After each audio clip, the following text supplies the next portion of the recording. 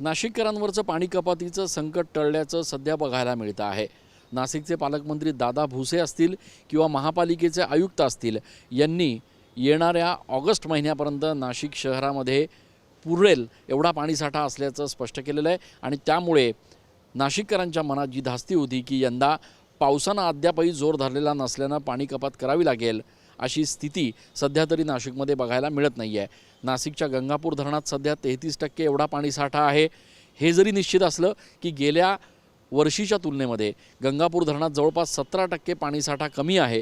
मात्र असं जरी असलं तरी हवामान खात्यानं पुढच्या महिन्यामध्ये नाशिकमध्ये मुसळधार पावसाची शक्यता वर्तवली आणि त्यामुळे या संपूर्ण मान्सूनच्या प्रवाहामध्ये गंगापूर धरणाची पाण्याची पातळी निश्चितपणे वाढेल आणि त्यामुळे नियोजन करत असताना नाशिकमध्ये कुठल्याही प्रकारची पाणी कपात करण्याची आवश्यकता नसल्याचं पालिका आयुक्तांनी स्पष्ट केलं आहे। त्यामुळे तुर्तास तरी नाशिककरांना दिलासा मिळाला आहे असं म्हणावं लागेल। कॅमेरा पर्सन आकाश शेवलेसह मी चंदन पूजाधिकारी TV9 मराठी।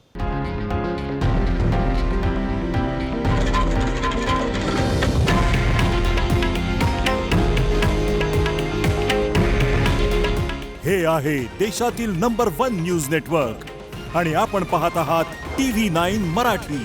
काळजी तुमची, हित महाराष्ट्राचं।